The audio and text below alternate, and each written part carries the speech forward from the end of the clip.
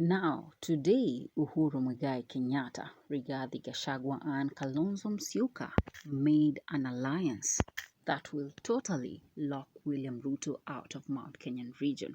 Well, I had earlier mentioned in my previous video that Uhuru Muigai Kenyatta and Kalonzo Musyoka had traveled to Nigeria to one of Raila Odinga's diehard allies, Obasanjo, to secure support. Now, what do you think Rigathi Gachagua, former President Uhuru Kenyatta, and Kalonzo Musyoka are aiming at achieving with their major alliance? Remember, the very same Uhuru Muigai Kenyatta is backing Fred Matiang'i for the presidential bid, even offered Jubilee as a political party for Matiang'i to run on. The games and interests that comes with the benefits of supporting somebody. But what do you think this coalition is mainly aiming at achieving? Welcome back to our channel. Press that subscribe button for more news bulletins on Royal News, the channel where you get all your trending politics.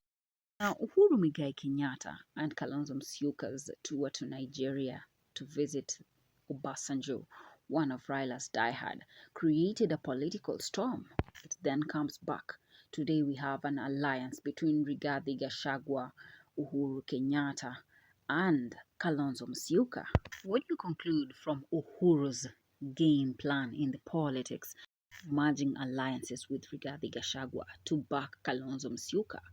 Does this mean that Mount Kenyan region is all going to rally their support behind Kalonzo Musyoka locking William Ruto out of the Mount Kenyan politics? Same former president is backing Fred Matiang'i for the bid come 2027.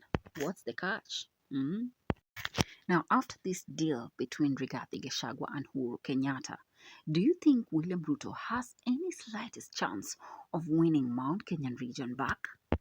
Ruto must be in a serious ICU by the imagination of Mount Kenyan region gone, not a slight chance of having them back on his side. Because remember, former president also has quite some good influence in the mountain, Rigathi Gachagua, who is slowly taking over as the new kingpin, probably succeeded in convincing the mountain to vote against William Ruto or any other political party in the mountain region. But can William Ruto survive without Mount Kenyan region? The 2027 political factor is becoming hot and intense.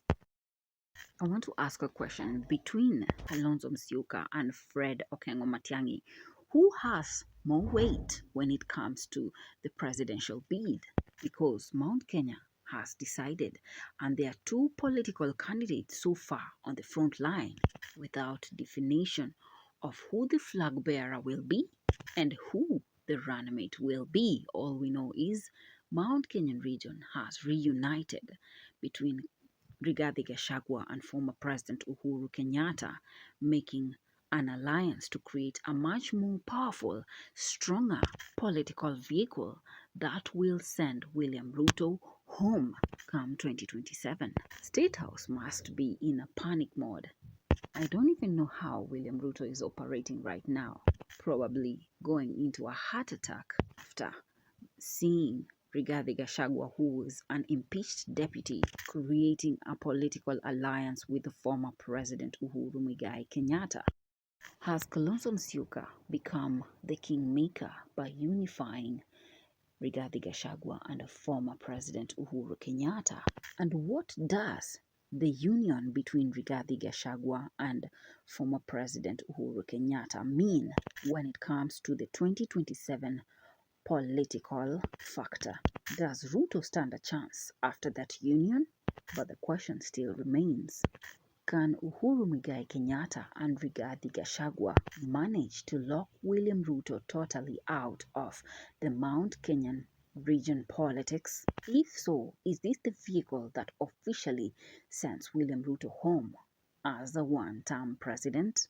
The grounds are burning, the temperatures are boiling. There is definitely no smoke without fire. What say have you? What is William Ruto's political strategy to beat Rigathi Gachagua and Uhuru Muigai Kenyatta, who have unified as one to support none other than Kalonzo Musyoka, with the same Uhuru Muigai Kenyatta backing Fred Matiang'i? And it is official, the great opposition has two presidential candidates, Matiang'i and Kalonzo Musyoka. Who's your president? Whom will you vote for? Leave me your views there on the comment section. I'd love to hear from you. Before we continue, I'd like to thank our diehard supporters for continuously growing our channel. We wouldn't be where we are without your endless support. And if it's your first time to listen in, press your subscribe button and ring the notification bell so that you can be first to receive our news bulletins once we upload them. Back to politics, the Mount Kenyan factor, the union between Uhuru Muigai Kenyatta and Rigathi Gachagua, impeached former deputy president. What are the major effects of Uhuru Muigai Kenyatta and Rigathi Gachagua working together to unify Mount Kenyan region? Will they succeed in kicking William Ruto and UDA supporters out of the mountain politics, because the mountain is going to become 2 times stronger? One great political vehicle, the determiners of the 2027 elections, given the major fallout between William Ruto and Rigathi Gachagua after being impeached. Do you think Rigathi Gachagua finally has created a political vehicle that will send William Ruto home as a one-term president? Is Uhuru Kenyatta looking for a way to strengthen Jubilee as a political party by paving way back into the Kenyan politics, advocating for Matiang'i to run as a presidential candidate using the Jubilee Party, same time in support of Kalonzo Musyoka, merging an alliance with Rigathi Gachagua? Uhuru Muigai Kenyatta actually never retired. He still is a key political figure in the politics of Kenya. Also, the control of Mount Kenyan region, and whoever has the numbers definitely has much more room for negotiation. The numbers definitely say. But can William Ruto beat Uhuru Muigai Kenyatta and Rigathi Gachagua's alliance into winning back Mount Kenyan region? Politics is getting intense.